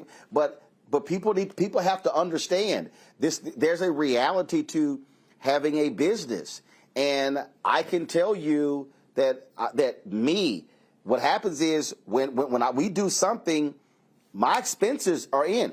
Look, if we're doing a shoot in Essence, last year we did one in Essence, guess what? I had to pay for the hotel rooms. It was $40,000. I had to pay for flights. I had to pay per diem. I had to pay the crew we brought down there. The check didn't come for 120 days. So I understand what that is like, but that's actually what it means when you're in business. It's not set up for me to say, hey, client, I need you to actually send me the money before I do the work so I can then do the work. That's just not how it works. It's not how it works, Roland. And no one should be extorted for their food. and I think that there's so much standing of corporations of people in this country. This is the same group. We'll say, hey, we can bail out corporations, we can bail out banks, but then when it's time for people to get a bailout on their student loans or extending SNAP benefits, now people have a problem. We worship the rich and the powerful in this country, and then we look down on people that they don't have much. So I think it's really interesting that people came at me, criticized me for being classist and elitist. Look at the corporation. Look at the policies they would have that would put someone in a position that they don't have money for gas, and then trying to pass that on to me when I'm just trying to get some breakfast. I'm going to go to my panel here, and I'm going to start with you, Julian. What's been interesting to me, I don't know how y'all feel about this here, but have y'all noticed that like now you go to a lot of places and you go to the counter and you order your food, and there are people now expecting you to tip, and all you did was play. And again, let me be clear. Look, my grandmother had a catering business. I started when I was 7 and stopped when I was 30. I worked at Wendy's when I was in college. So I understand the whole, working in fast food restaurants, stuff like that. But it's gotten to the point where, like, there are some people who literally expect you to tip them, and you the one did all the work. Hello. I'm a labor economist, and of course, I'm on the side of workers at all times. At the same time, I'm a realist and a consumer, and some of this stuff is nonsense. I don't know if the brother heard me laughing while he was talking about this, because it's absurd that someone should ask for the money up front. But let me tell you what happened to me last month. I had to go to Baltimore to come back to the Dulles Airport. The sister said, do you mind me stopping to get gas? Of course, I'm trying to be reasonable. I said, no. Do you know because of the waiting time for her to get the gas and then go into the place and pick her up some snacks, it was $45 more than they initially quoted. And so it's called oppression pass along. People are passing this stuff along. I was on a plane where I bought some chips and something, and it was $3.50 or $4, and they had thing tip. I am not tipping airline stewardesses. I'm sorry, it just ain't happening. It's absurd. It's exploitation. I have much sympathy for the workers. Much sympathy for the workers. But the one you should be mad at is not the brother who wouldn't give you gas money. You should be mad at the folks that you are working for. Like he said, all he wanted was some hot breakfast. And as he said, when they left it on the sidewalk like that, we know that it was cold. So he wasn't getting what he paid for anyway. Yesterday, it wasn't Lyft, it was Amazon shorted me half of my order. So I got pork chops, which, as you know, Ro, I do not eat pork chops. I got stuff that I didn't order, and I had to fight with them for 1 hour to get my refund for the food I wanted. And it's like, and the woman was like, well, we give you a $5 credit. I was like, oh, hell no, you're going to give me more than that. And they did. But the point is that somehow workers are feeling beleaguered. We're feeling beleaguered, but the capitalists are making the money. And this brother was absolutely right to hold his ground. Right. Brother man, and anybody who's mad at you, I tried not to use profanity on this program, that there's a word that begins with F that they really ought to look at. Reese, so let me just put a little twist on this. So imagine you order a pizza from Pizza Hut or Domino's, and the Domino's or the Pizza Hut driver say, hey, I ain't bringing your pizza unless you send me some gas. And you like, don't your ass work for Pizza Hut or Domino's? I mean, it's ridiculous. This could be a card in my next edition of my AmITrippingGame.com if y'all want to cop that. But honestly, this is why I don't do the food delivery stuff, because every time something goes viral, it's some mess attached to it. You have drivers complaining about their low wages. You have people complaining about their bad experiences. I'd rather just go get my food myself. I like my food hot. I will eat my food in the car. I got a little dinner tray, which I put my food on top of, and I will enjoy my food that I picked up myself right there, and I ain't got to worry about nobody being crazy. But I do feel sympathy for you, Exavier, because they were piling on, and I 100% agree with you in terms of this disinformation and these manufactured viral moments where people start to pile on because now they think that all of these inauthentic accounts saying negative things is the way to go. That's the opinion they need to jump on. So I mean, I think you did the right thing by at least not eating the food, because I wouldn't want nobody's food after I've been arguing with somebody for 30 minutes either. That part. Right. That part. Greg, one of the things that that is, in many ways, with stuff like this here, I'm real old school. I am. We do a lot of traveling when it comes to the show, and Anthony, who's directing, his ass is the king of his ass. Uber Eats, DoorDash, I don't know. If there's a food delivery service, I know he got the app. And so matter of fact, we were here in Atlanta in 2020, and we had rented an Airbnb, and so we had all of our equipment there. We stayed there, and they got a kitchen. So Anthony kept ordering. I'm like, man, you better get your ass in that kitchen and cook something. I'm like, because and see, when I'm also old school, one of the reasons why I also want to go pick my food up, because I'm not about to sit here and order and then wait another 45, 50 minutes for food to deliver it. But the flip side is that a lot of these restaurants are getting screwed by these same companies when it comes to that. And so I would rather order from the restaurant and go pick up the food myself to ensure that company gets the total amount of money they're supposed to get. Absolutely, Roland. I mean, Brother Pope, I sympathize with you, because I don't know what I would have done. I, too, like Roland, I'm an alum of Wendy's. I worked Wendy's in high school, then Arby's, and I'm from Nashville. So any of y'all know Crystals, y'all know my undergraduate job. I worked the graveyard shift, 10 p.m. to 6 a.m. I'm always going to side with the workers. If you go into Panera or the grocery store or anywhere and you see folk lined up with their phones in their hands trying to grab food and get it to you as soon as possible, this is basically, it ain't slave labor. I would not compare anything to slavery, nothing comparable to slavery, but this is capitalism.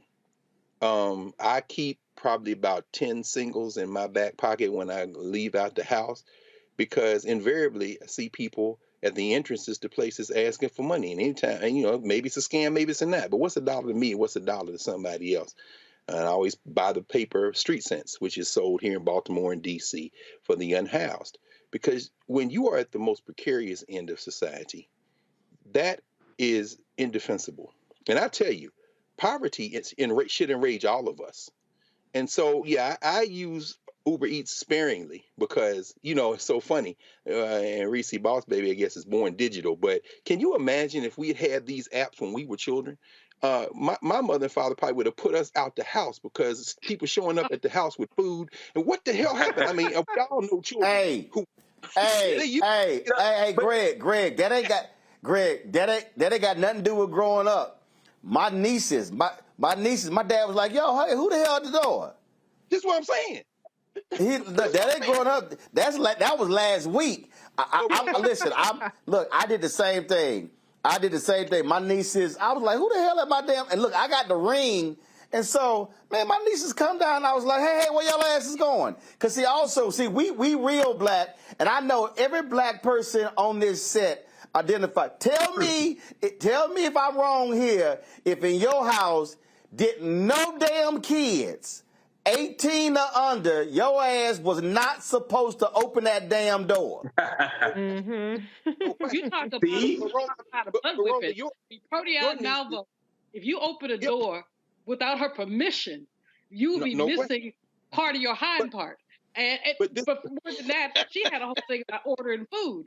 The whole thing, like, we got food at home. What's wrong with you?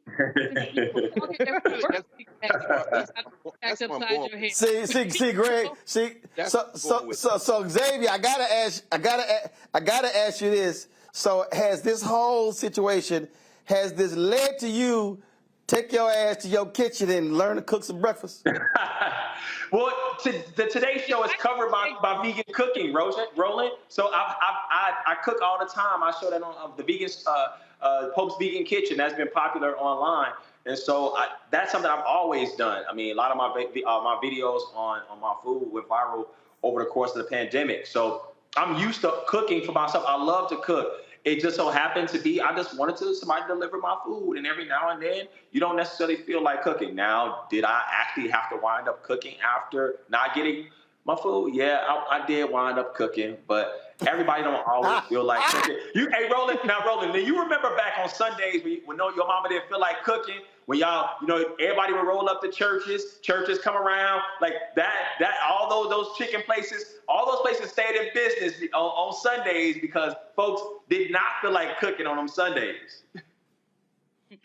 See, Xavier, you got the wrong brother. Because, you got to understand, in my family, all the men cooked. Right. See, so, a matter of fact, I don't even recall my mama cooking on Sundays. Now, she may have cooked other days, but my daddy can cook. I started baking at 7, cooking at 8. So, and then every Sunday, we lived 8 blocks from my grandparents, so we were at that house as well. We didn't order a damn thing on Sundays. Now, other nights that may be in the case, but again, the bottom line is, but as you said, we went and picked that food up. We wasn't paying for the gas for the Popeyes driver. That's right. That's right. I'm gonna start making my own groceries. I'm gonna stop doing the app. Start making my own groceries after this last little experience. Like, this is a message from the Lord. Take your hind part to the grocery store, your damn self. Well, I will button this up with this here. Again, what this whole thing has shown, though, it has shown to as y'all have been talking about, capitalistic system.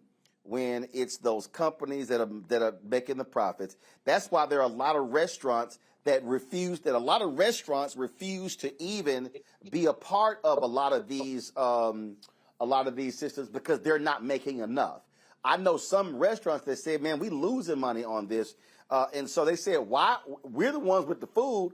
Why are we going to sit here and lose money by hooking up with these folks here? So this is what we're dealing with now. So Xavier, hopefully more folk side with you on this and understand the reality of like, yeah, I'm not about to send you some money to get some gas. And especially, here's the other deal. Hell, you could send the money, then they could hit cancel. There you go. Absolutely. There you go, Roland. Bing, bing. Hey, my opinion may not necessarily always be popular, Roland, but I'm always going to come for what's right, and I'm going to stick to my guns. When you order Uber Eats, tip I understand. Yeah, absolutely. Now, and Greg, you're absolutely right. If you order Uber Eats or DoorDash or one of those, tip your driver, absolutely. Right. But let me be real clear. To all y'all people at that register. If I walk my ass to the counter and order some food, and I gotta stand there to wait for my food, I ain't paying no damn tip. I will pay a tip if you served me. The purpose of a tip is you actually did some work. Just punching the order, that ain't no work. And the new register, let me just go ahead and first of all, let me do this here. Let me go ahead and say this last point, cause this bullshit is getting on my nerves. Okay, how the hell we went? It used to be 15%. How we go 18? What? No. In some places they done skip 18. Yeah. I went to a place that shit said 20, 22, 25. I'm like, you out your damn mind. Somebody got to pay the military industrial complex. There was a story in today's Financial Times. Amazon workers who are remote, who don't want to come back, the white collar workers are saying that they're going to do some labor actions in solidarity. And what Amazon is trying to do is separate them from the people in the warehouses and the people who can't work from home. But the people who can't work from home said, no, we are standing with them. Even though they can work from home and we can't, ultimately, we're all labor. The reason they're going up on them tips is because these places are making record profits, and they are making those record profits off of labor. They're making record profits by suppressing wages.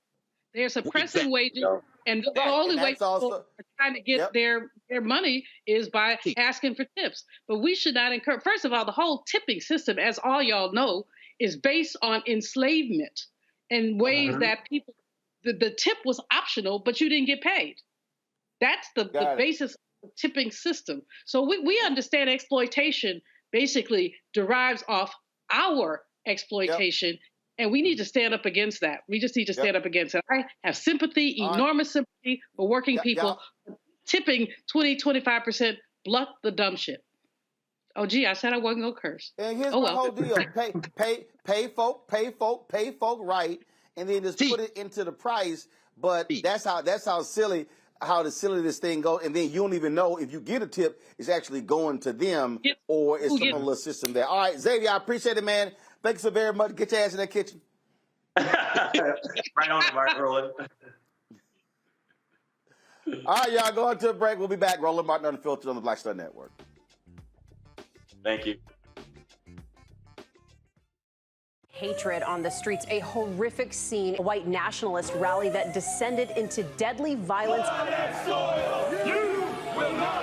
White people are losing their damn minds. As an angry pro-Trump mob storms the U.S. Capitol, we've seen shooting. We're about to see the rise of what I call white minority resistance. We have seen white folks in this country who simply cannot tolerate black folks voting. I think what we're seeing is the inevitable result of violent denial. This is part of American history. Every time that people of color have made progress, whether real or symbolic, there has been what Carol Anderson at Emory University calls white rage as a backlash. This is the rise of the Proud Boys and the Boogaloo Boys. America, there's going to be more of this. Here's all the Proud Boys, guys. This country is getting increasingly racist in its behaviors and its attitudes because of the fear of white people. The fear that they're taking our jobs, they're taking our resources, they're taking our women. This is white fear.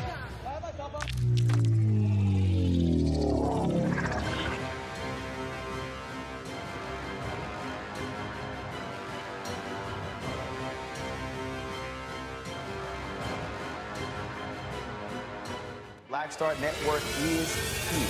Oh, no punch! I'm real revolutionary right now. Thank you for being the voice of Black America. All momentum we have now, we have to keep this going. The video looks phenomenal. See, this difference between Black Star Network and Black-owned media and something like CNN. You can't be Black-owned media and be scared. It's time to be smart. Bring your eyeballs home. You dig? Bruce Smith, creator and executive producer of The Proud Family, Louder and Prouder, and you're watching Roland Martin Unfiltered.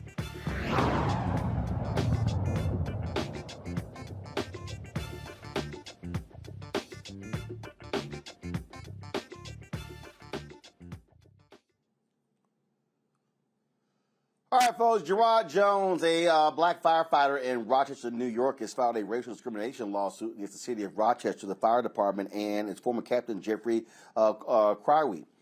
Jones, a 15-year veteran of the police department, claiming he was forced to attend a Juneteenth party last year that featured racist tropes, witness harassment, and bias directed at himself and his fellow black co-workers, and saw firefighters disregard the property of black residents. Jones initially filed a legal complaint with the state Supreme Court following the Juneteenth party on July 7th. The federal lawsuit seeks unspecified damages and calls for changes in the department's policies and practices to prevent discrimination. I'm confused here, Reese. The white folks made the black folks forced to attend a Juneteenth party? Well, I mean, I don't know what the hell is going on. That sounds very strange, but a Juneteenth party is what they chose to be funky and do vandalism, I guess, to black people stuff. Y'all couldn't do that on 4th of July, on Cinco de Mayo, or St. Patrick's Day. Why'd you have to pick the black holiday to act a plum fool? That's just crazy. Pay him the money. I don't know how much he's suing for, but give him every last dime of it. Here's the other deal for me, Julian.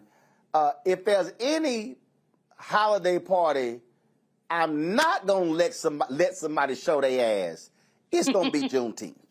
Yeah. Well, there you go. I mean, I think that, like you say all the time, Roland, white people have lost their minds. They truly have. What gave them permission to think that on Juneteenth they could clown? So right on to the brother, sue them for everything they got and get a couple people fired while you're at it.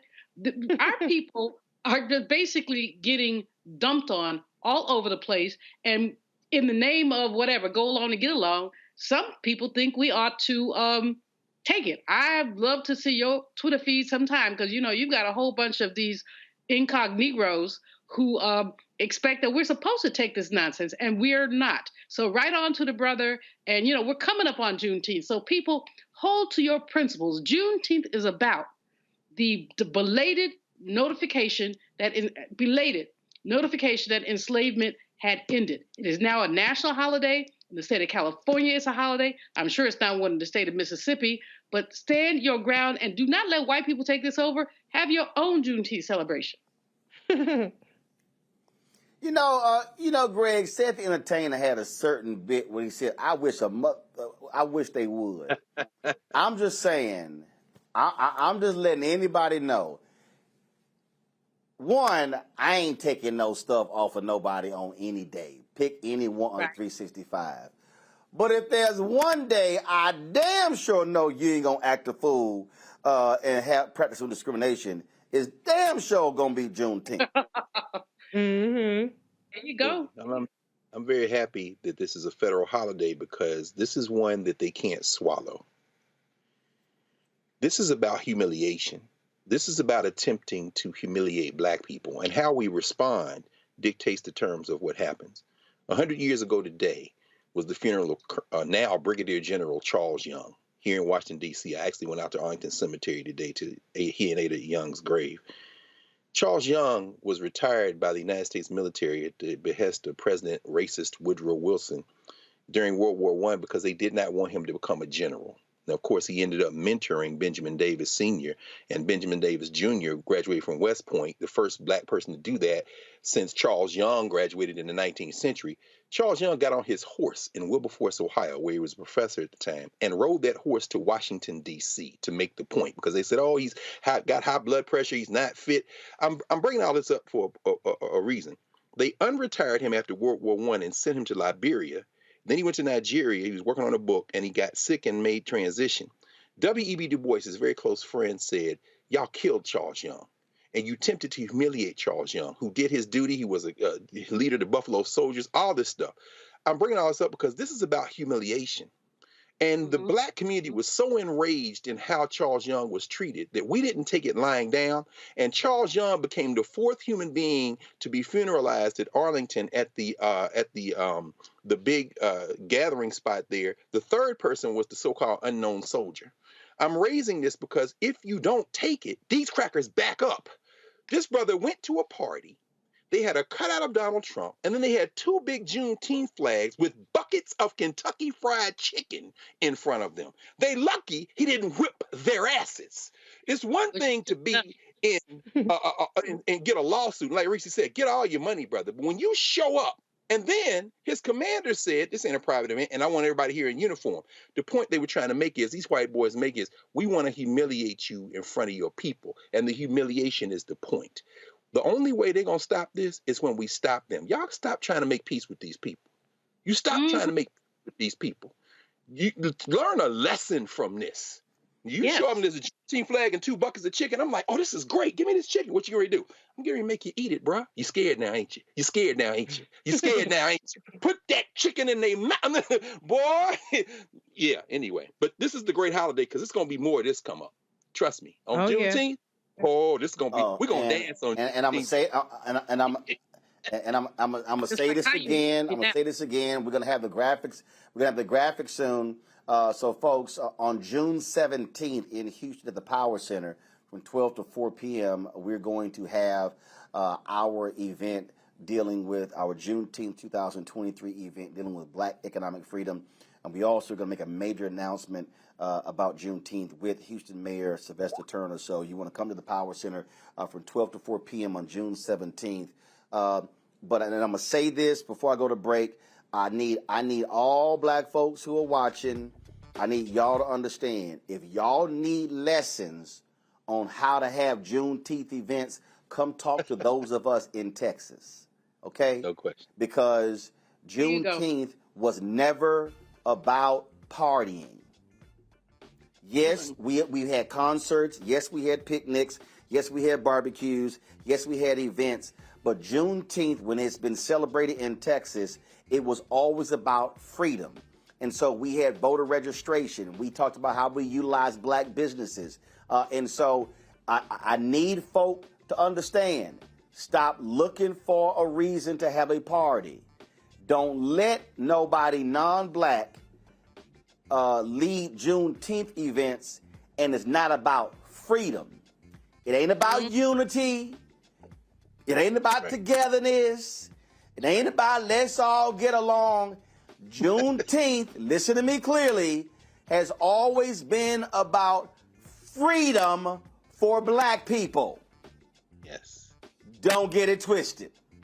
Come on. Back in a moment. That was a pivotal time. I remember Kevin Hart telling me that.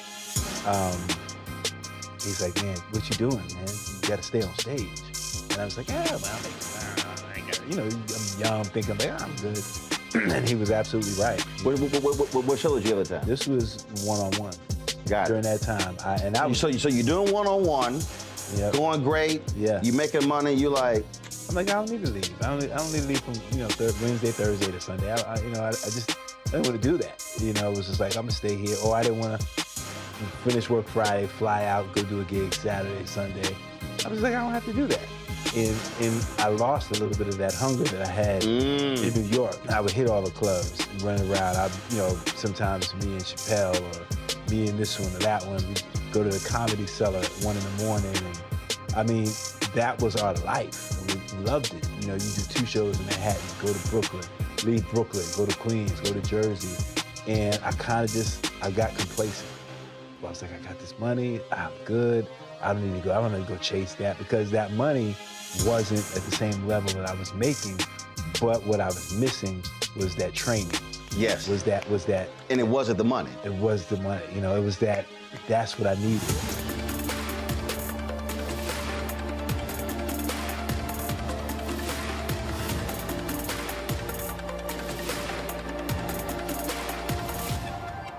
Coming up next on The Frequency, right here on the Black Star Network, Shanita Hubbard.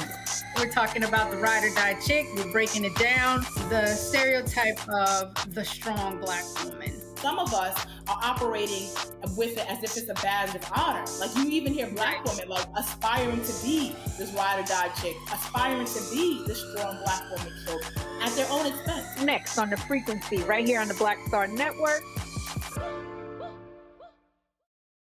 Hey, what's up, y'all? I'm Devon Franklin. It is always a pleasure to be in the house. You are watching Roland Martin Unfiltered. Stay right here.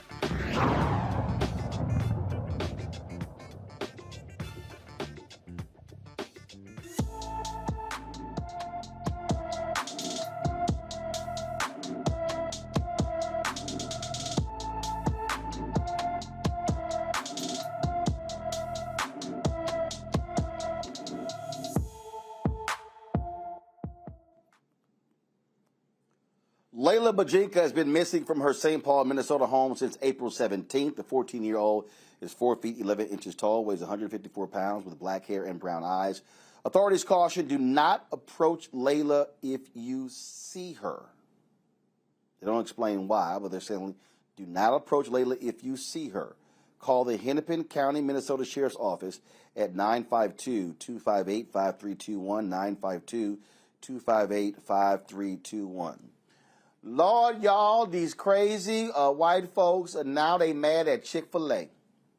Now, they've been upset with Target about LGBTQ stuff. They mad at Bud Light because they sent a transgender a can with their photo on it. Now they are calling for the cancellation of Chick-fil-A, the beloved Chick-fil-A, the Christian conservative Chick-fil-A, because they have a DEI page.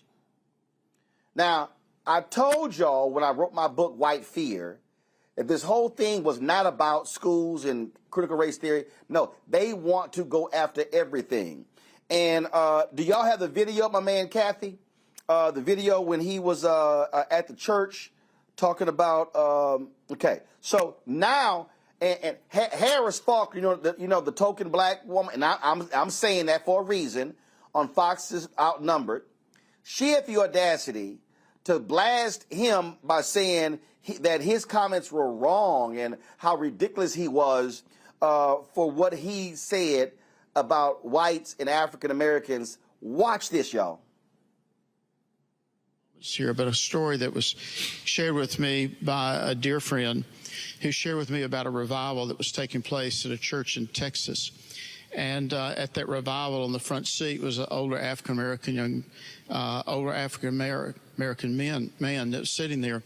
And this young man got up that was there in that service, and he'd been so gripped with conviction about the racism that was in that local community in a small town in Texas that he took a shoe brush and he walked over to this elderly gentleman and he knelt on his knees and began to shine his shoes.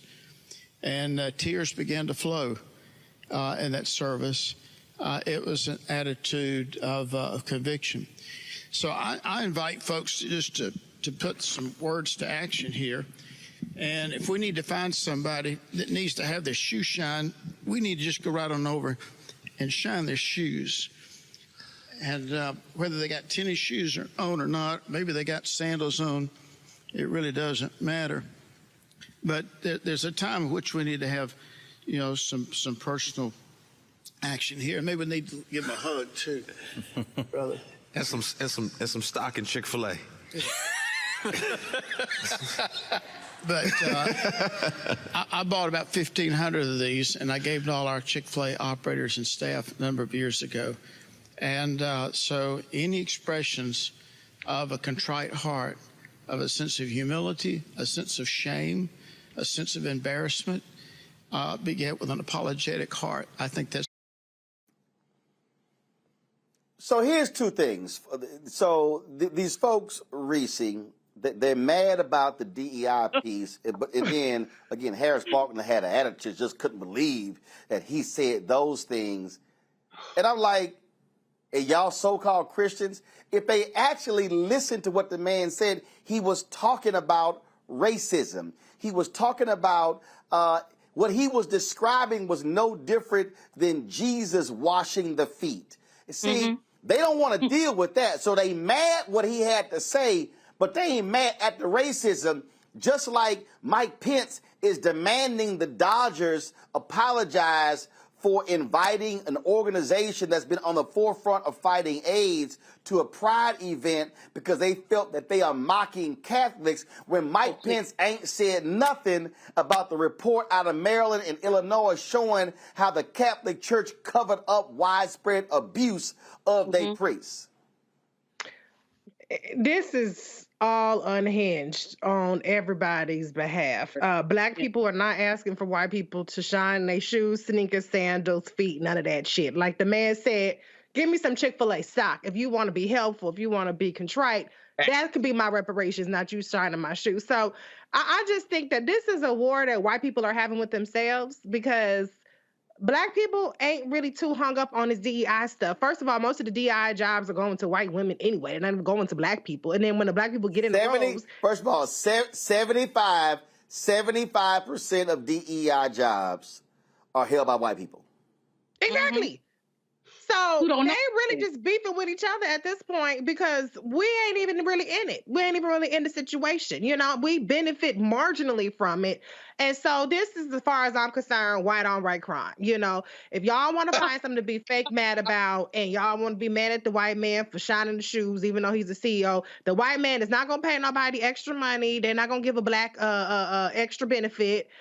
He's not giving you Juneteenth off. So in reality, it's nothing more than an empty gesture. It's weird. And I mean, if he wants to humiliate himself under the guise or the weird thought that he's showing contrition to Black people, then let him do it. Maybe he gets his rocks off touching people's feet. I don't know. But I think you should ask Black people before you bow down and get anywhere near our figures. You might get kicked in the face doing that with a random Black person on the street. Please get permission to touch people, white people, if you're trying to take cues from Chick-fil-A. The thing here, Julian, is I understand what Dan and Kathy was saying, but the point here that I think is really important is that the same folk who loved Chick-fil-A before, don't you find it interesting that now they mad when he's talking about how we need to be contrite about racism? See, again, that's what they mad about. They're mad about the DEI piece because they've had a DEI officer. He's been there 2 years, okay? How dare you? And see, the thing that I need people to understand, Julian, and I call this whole thing, they were not just focused on schools.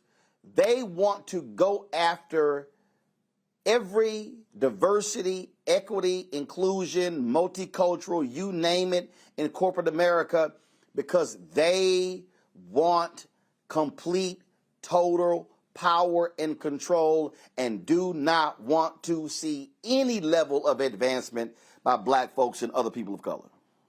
Well, first of all, I want to reaffirm Reese when she said, watch out before you touch somebody. I mean, these people crazy. Do not put your hands on me. They ain't going to turn out right. But the theme, Roland, is erasure. They want to erase race, erase difference, act as if nothing has happened. This CEO, he's a little misguided, and he should not be giving people brushes and telling him to shine people's shoes. Like the brother said, just give me some stock in Chick-fil-A. You know, where are my reparations? This symbolic BS is what white people have done since the end of enslavement. And for about a rich 12 years, post-Reconstruction, there were some movements towards equity. But you know what has happened since then? We have only 10% of the land that we had in 1880. We gained land and then they kept taking it. And that's a story that they don't want to have told. And so at the end of the day, all the symbolic BS is just that, it's symbolic. The real issue is economics. How many black people have a Chick-fil-A? No. See,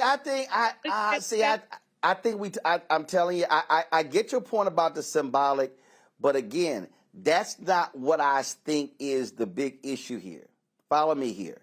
I think what I'm loving watching just unfold is that these so-called Christians are now, follow me here. Again, forget the posture of the shoe ain't the issue. The so-called Christians are angry that one of their most ardent supporters is talking about being contrite about racism. So see, again though, I don't want us to get caught up in don't touch my feet, don't shine. Now, this ain't about a literal shining shoes. They mad about that. They're mad that when he's talking about diversity, equity, inclusion, they are saying, how dare you? And so what they are doing is, and I need everybody to understand what is happening here, they are about to go after every single corporation. Yes. Listen to me. They are going to go after corporations that support HBCUs. I want us to expand this. That's erasure. We are seeing it. No. But what I'm saying is, I don't want us, I'm not tripping on Dan and the shoe shine. I'm looking at their reaction to Dan speaking against racism. And they mad that he did, using the example that he cited. Julianne, finish your point, and I'm going to Greg. Well, the point is erasure. It's erasure. They want to erase the past. They want to, if you talk back about any of this stuff, we hate America. No, we don't hate America. We effing built America. So it's not our hatred. It's the fact that we will not be erased. You have those white boys in Charlottesville, Virginia saying we would not be overtaken or whatever. We black people who built this country will not be erased. That's just it. See, Greg, again, as I'm looking at this, and in fact, there was some folks, they were pushing. Let me see if I can find it. They were pushing Kellogg's to stop their DEI initiative, and so what you're seeing is you're going to see these folk. You're going to see these. In fact, Kellogg announced gains at DEI goals, including at management level. What you're going to see, Greg, and y'all can write this down, everybody who's watching and listening.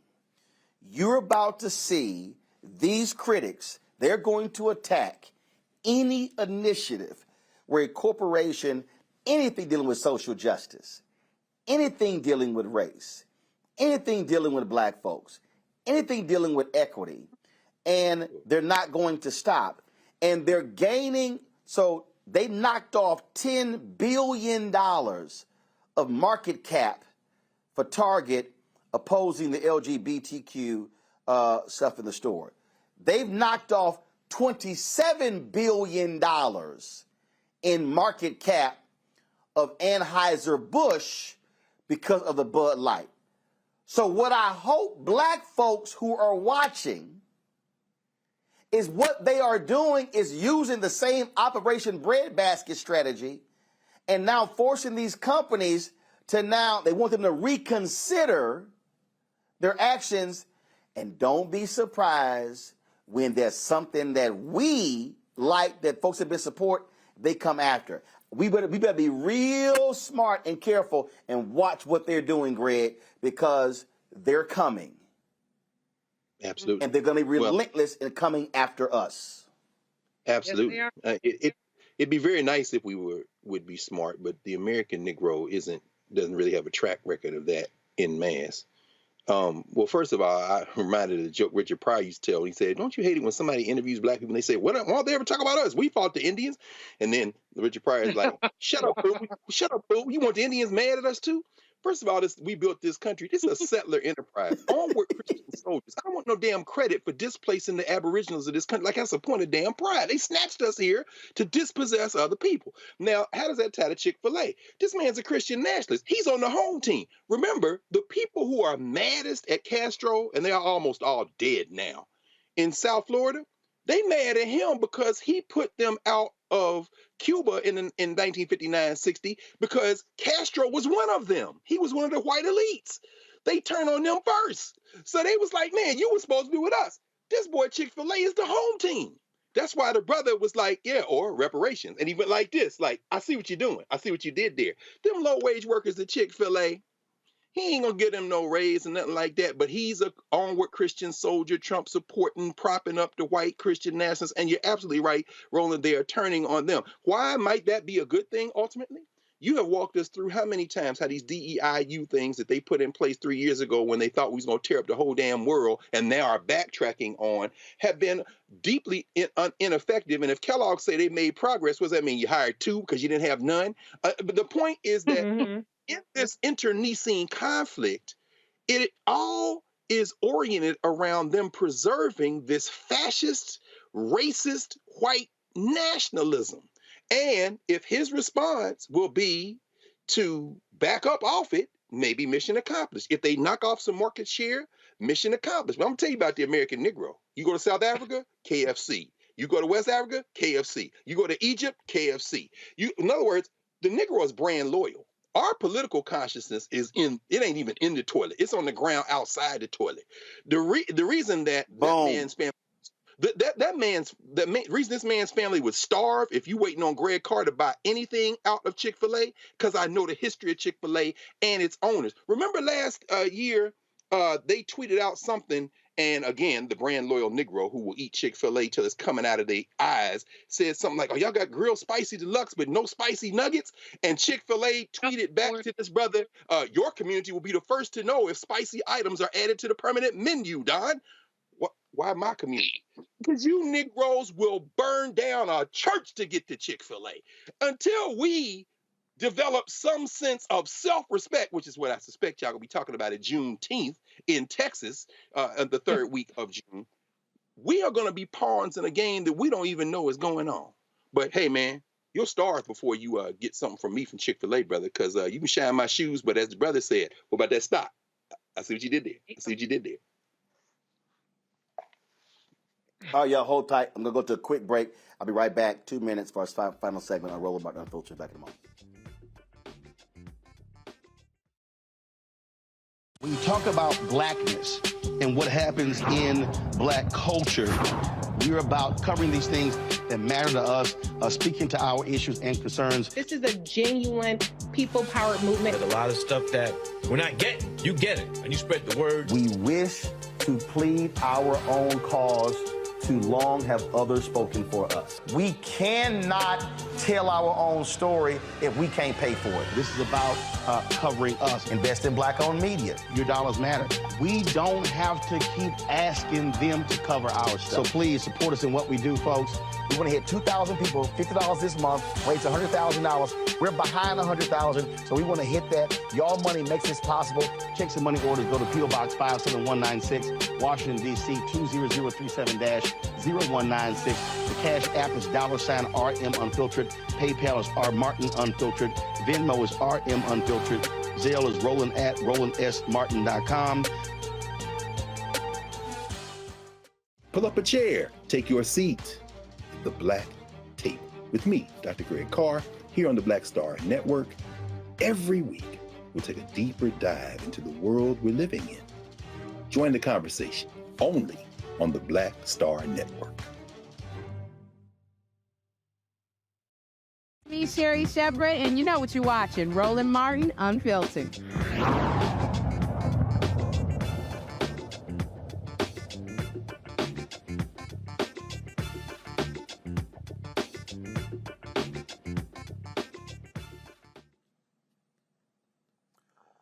All right, folks. A store owner in South Carolina who shot and killed a black teenager on Sunday has had previous run-ins and fired shots at people who he thought were shoplifting. Rick Child Express Mart Shell gas station owner killed 14-year-old Cyrus Carmack Belton after he chased him for wrongly accusing him of shoplifting. He shot him in the back. Well, reports indicate police received numerous calls about trouble at the Express Mart Shell gas station.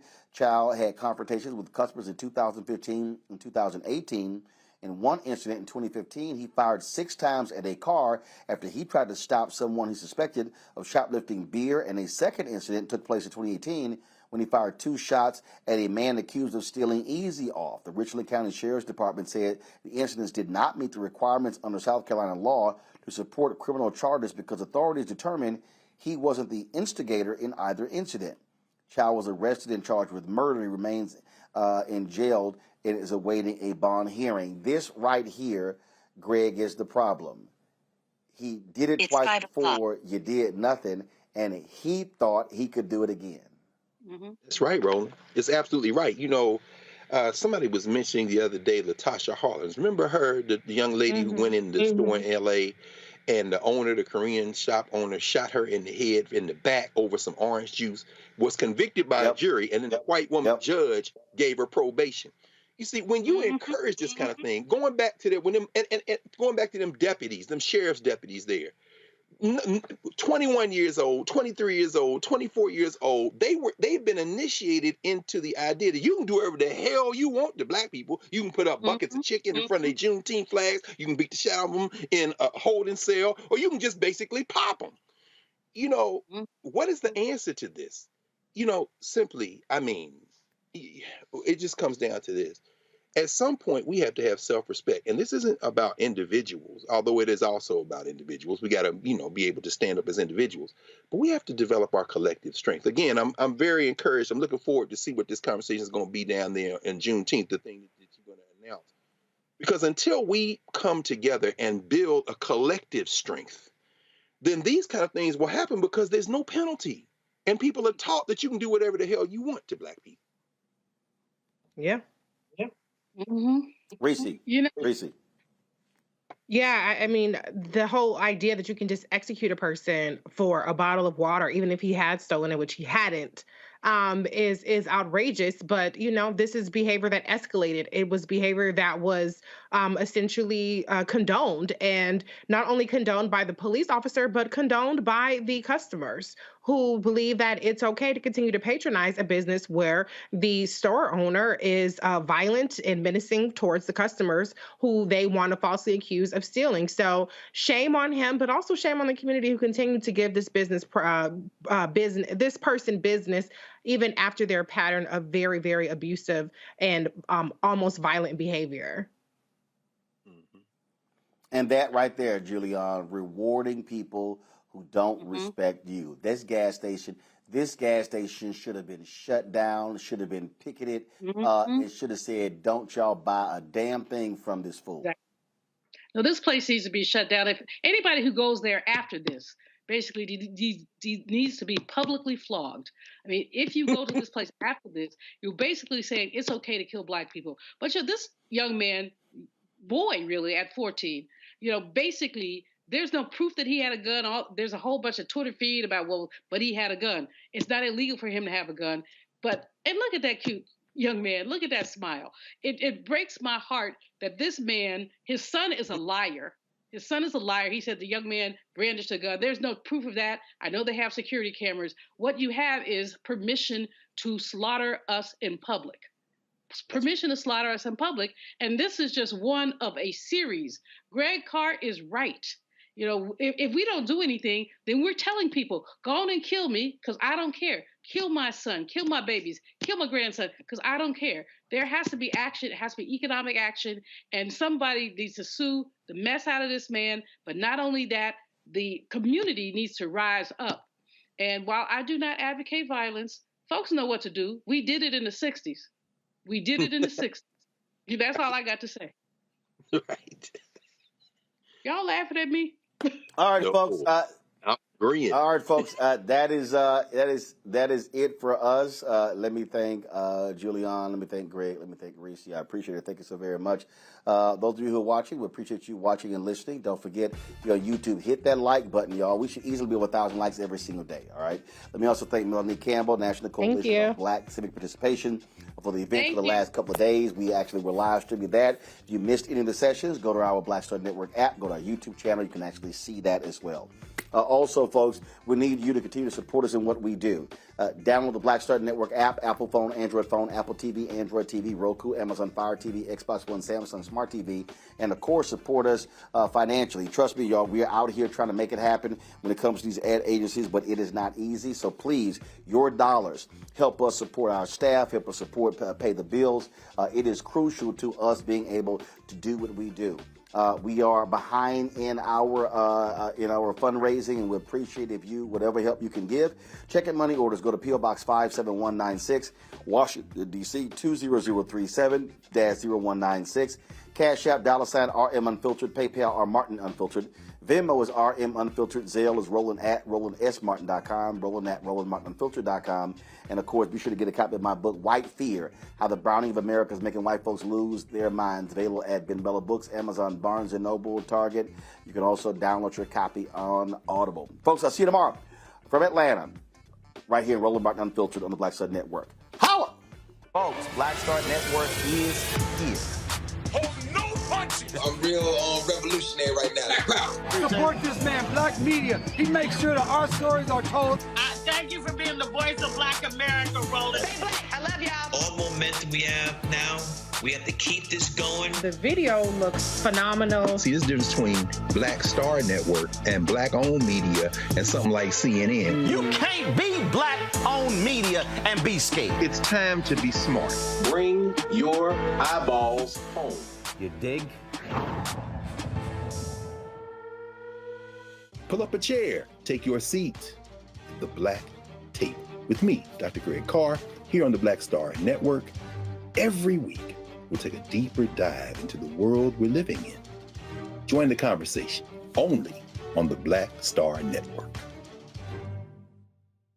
Hi, I'm Dr. Jackie Hood Martin, and I have a question for you. Ever feel as if your life is teetering and the weight and pressure of the world is consistently on your shoulders? Well, let me tell you, living a balanced life isn't easy. Join me each Tuesday on Black Star Network for A Balanced Life with Dr. Jackie.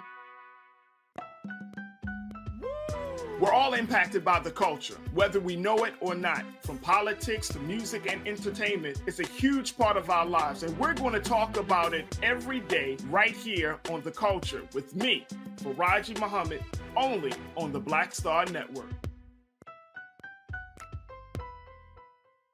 I'm Deborah Owens, America's Wealth Coach, and my new show, Get Wealthy, focuses on the things that your financial advisor and bank isn't telling you, but you absolutely need to know.